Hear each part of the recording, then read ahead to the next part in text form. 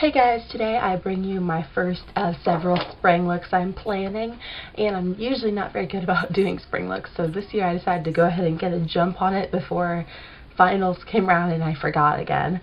So today's look is using a lot of purpley pinky tones. I guess that's a lavender tone, is it not?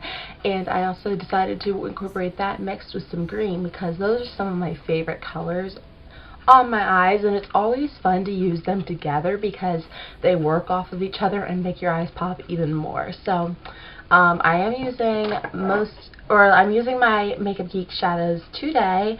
I'm using several of them that I really haven't used a lot yet, so I decided to go ahead and just use them all in one fell swoop. So if you want to see how I got this smudgy, very wearable purple and green look, then please stay tuned.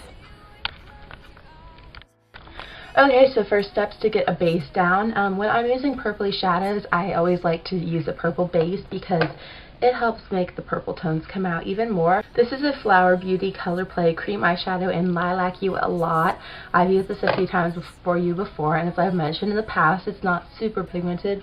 It's just kind of like a purple with a pinky iridescence, and it's really going to bring out the colors of the eyeshadows we're using. The only eyeshadow I'm actually using all over my lid is actually one that I feel like is growing on me. It's Twilight by Makeup Geek, as I said I'm using. This is a purple color, but it's not super intense. It's actually what it kind of does, at least from my using it thus far, kind of takes on the tone of whatever eyeshadow base you have on. I've used it with Inked in Pink by Maybelline, and I find it got a very pinky tone to it because it's kind of pinky purpley. So over this purple base, it's going to look a little more purple.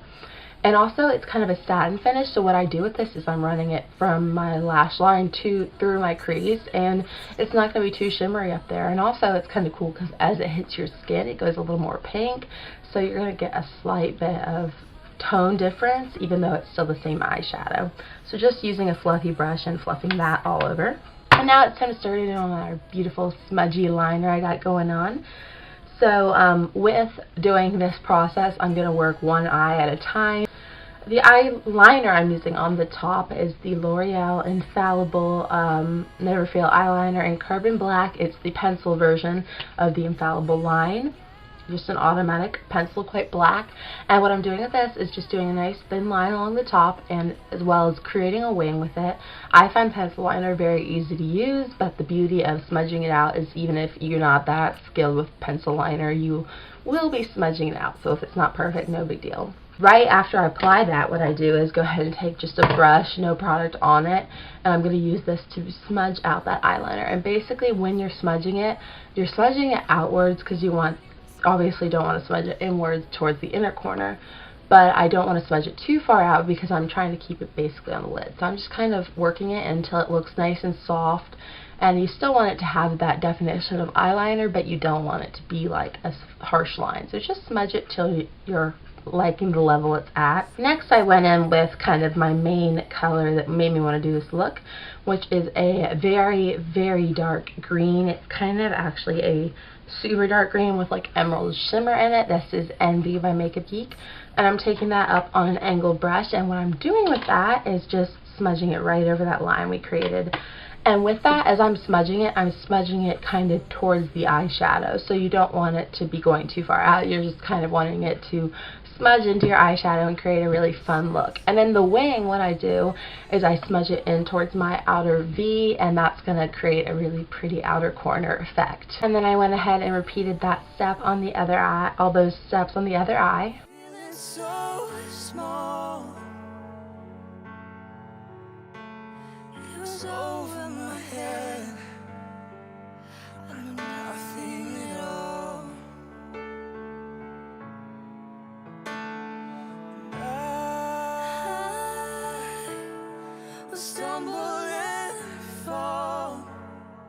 After I finish both eyes, I go in with a clean blending brush, and I'm going to blend out that line, make sure it's nice and even and soft on both sides. I'm taking in matte eyeshadow and just using that to blend out our wing into our crease. This is Unexpected also by Makeup Geek. This is Twilight. This is Unexpected. They are pretty much the same color. One's just has a slight more of a satin finish while one's matte. So right now I'm taking the matte one, Unexpected, and I am blending that through the crease. Then I also wanted smudgy liner on the bottom. And originally I was going to just use the black and then the Envy, but I decided to go ahead and make it a little greener down there. You could obviously use the black if you're trying to conserve products, but I do highly recommend this liner. It's been one of my favorites for a few months now.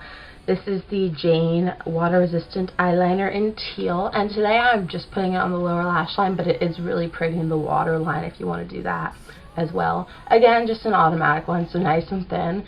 And what I'm doing is just slowly wiggling that through my lower lash line, just through where the lashes are. You don't want to go all the way in. You also want to connect to the top there. Just going in with Envy once again, this time on a pencil brush to get a slightly softer application, and I'm going to smudge out our liner down there. And you can see that over the black liner, it gets to be more of the dark green, while over this color it goes more emerald, which is really cool because you get a slightly different effect, but it still looks cohesive. Take a fluffy brush with Twilight and fluff that over just to smudge out even further. And I think I also took a clean blending brush and smudged it out just to make sure it was as soft as possible down on our lower lash line. And the last eyeshadow step is going to be to take a shimmery highlight on the inner corner just to make sure it's nice and bright in there. This is Shimma by Makeup Geek, and I'm taking that, applying it. You don't need a lot because it's super pigmented, and then I'm also going to blend it inwards on both the upper and lower lash line just to really brighten things up. Last step for the eyes is going to be just to add some mascara on top and bottom. This is the Falsies by Maybelline. For cheeks and lips, I decided to go with a cool pink that would really flatter the purpley tones in the eyes. The blush I'm using, unfortunately, was limited edition last spring, but it just so happens to be the only pink blush I have here, so that's why I'm using it. But any pink blush will really go well with this look. This is Maybelline's Wild Blossom, if you happen to have it. It's also very shimmery, so I'm using this to kind of high up on the cheeks to create like a highlighted blush effect.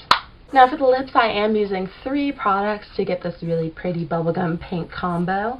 I have pigmented lips, so I do find with lighter pinks like this, it's nice to have a lip liner under them. The one I'm using today is NYX's Sand Pink. It's a warm tone pink, but with the cool tones on top, it's just basically serving as a base. So I'm lining and filling my lips with that. The lipstick I'm going on top of that with is the Revlon Super Lustrous in Primrose. It's a pretty classic lipstick here on YouTube. Very it's kind of a lavender toned pink. And then what I did was I just blotted off my lips on my hand to get off any excess, because the lip gloss I'm using is also rather thick, so I didn't want to have it all be so thick. And then this is the NYX Butter Gloss in Merengue. I'm actually not a huge fan of these butter glosses. I think I need to try more because it's the only one I've tried, but it does pair very beautifully over Primrose because it's also a purpley pink. So I'm just popping that on, and that is my finished look. That is my finished Twilight Garden Spring look. I hope you found this helpful. Try it out. I highly recommend using green tone eyeliners. At least for my eyes, they're very flattering, and I think they would be for pretty much anyone. These Makeup Geek shadows, if you haven't, I'm sure you've heard about them, but they're like $6 at makeupgeek.com, I believe is the website. So very affordable. If you are able to order online, I do recommend them. And yeah, that's about all I have to say today. So if you like this video, be sure to like it below. Subscribe to see more looks coming up from me, and I'll talk to you all very soon. Have a great day. Bye.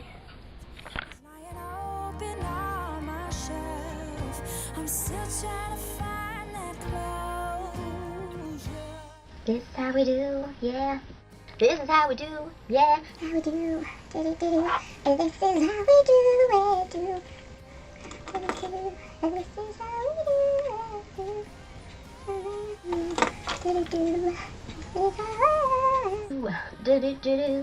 This is how we do it, yeah. Just late night, take something, yeah, we do it like that. This is how we do, this is how we do it.